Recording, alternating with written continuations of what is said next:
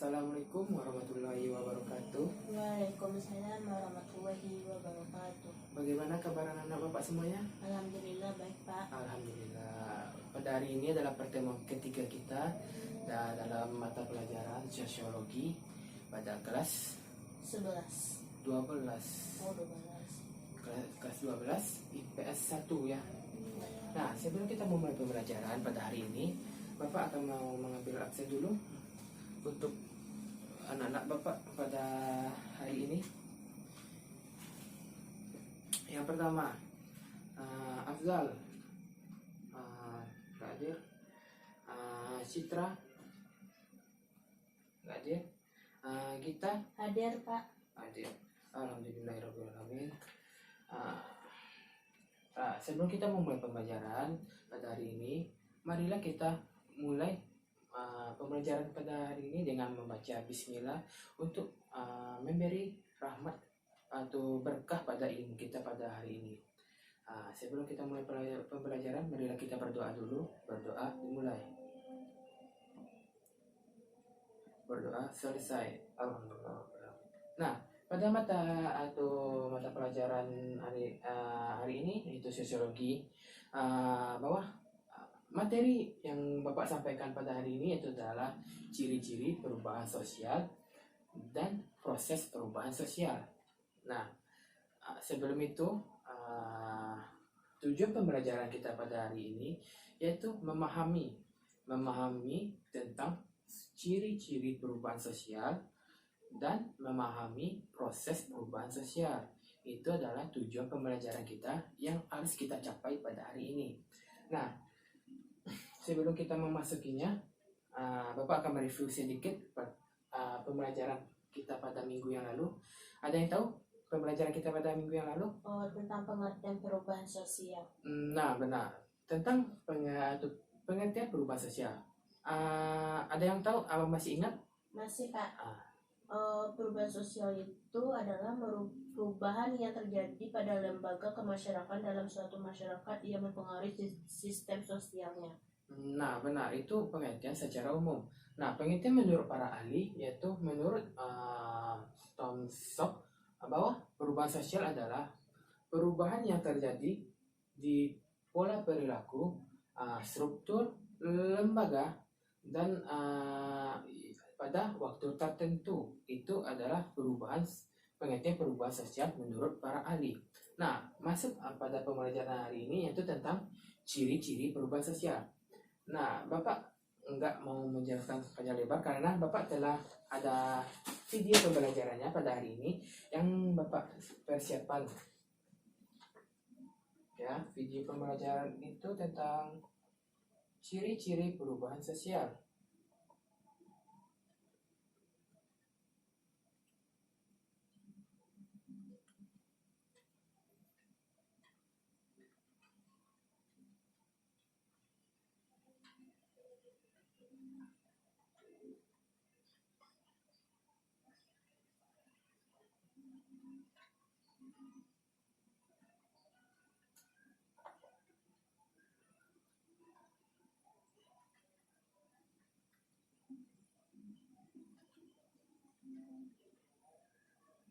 Nah, Bapak harapkan atau anak-anak Bapak menonton video pembelajaran pada ciri-ciri tentang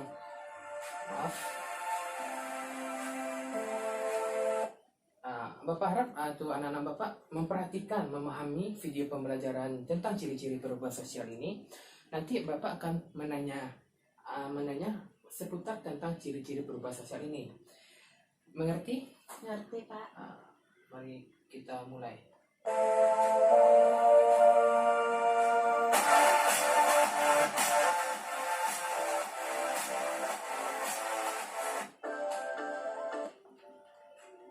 ini.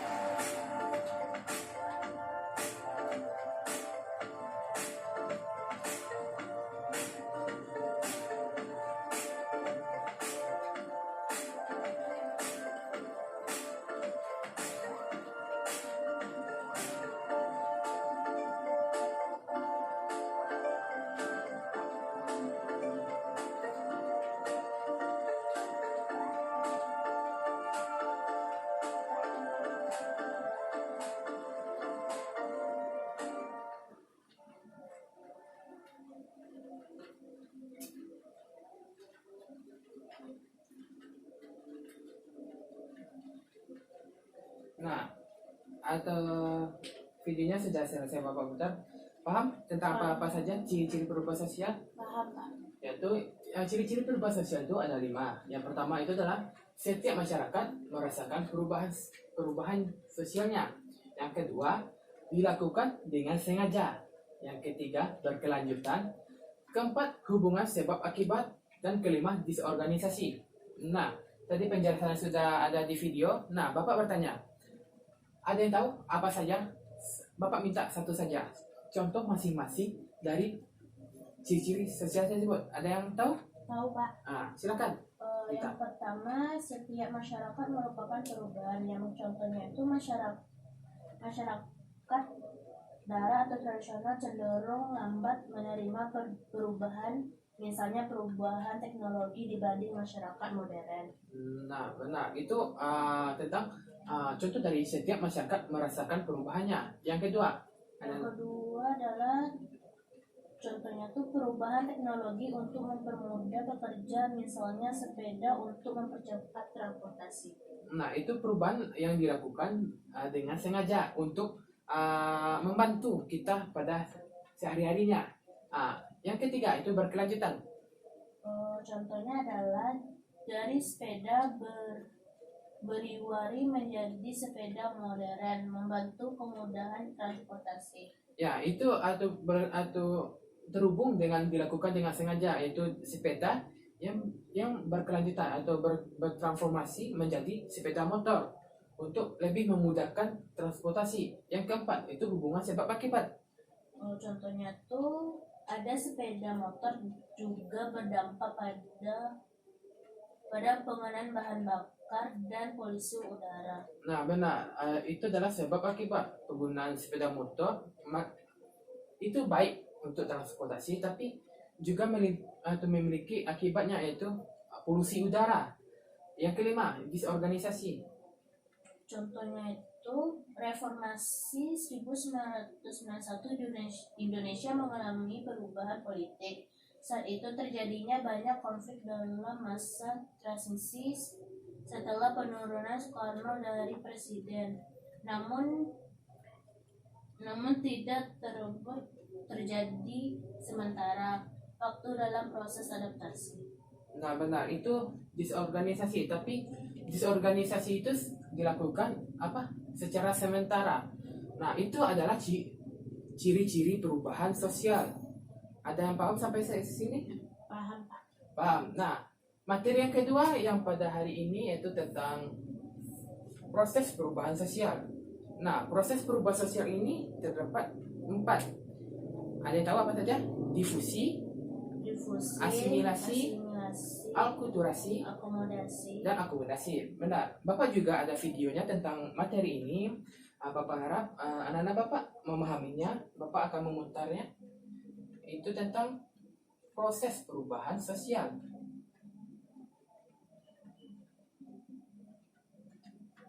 Nah,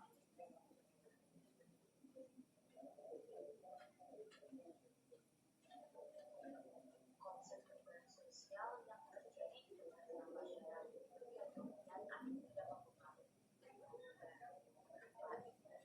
proses administrasi dan kita salah satu ide kelompok orang bahnya adalah inovasi. Yang ketiga ada dunia, tetapi bagi orang transformasi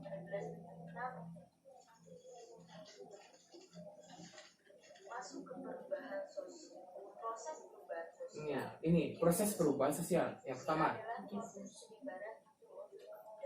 Ada yang dengar? Ide-ide keyakinan, hasil kebudayaan dan sebagainya dari individu ke individu lain, dari kelompok ataupun dari masyarakat satu ke masyarakat lain.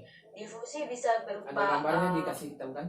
perdamaian, yaitu misalnya ada penyebaran masuknya pengaruh agama ke tanah air, atau juga dalam bentuk paksaan, yaitu contohnya diterapkannya tanam paksa di Indonesia.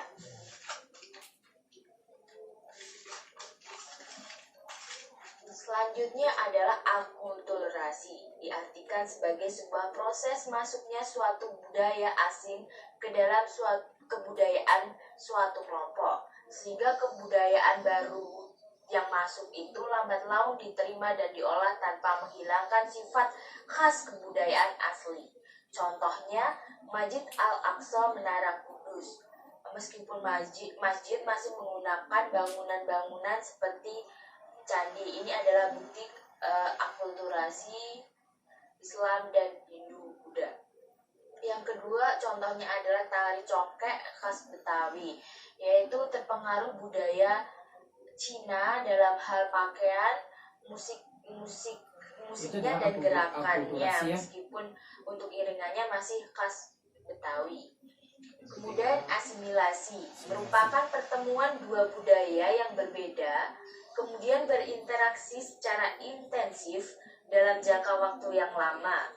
Lama-kelamaan budaya akan melebur dan menjadi kebudayaan baru.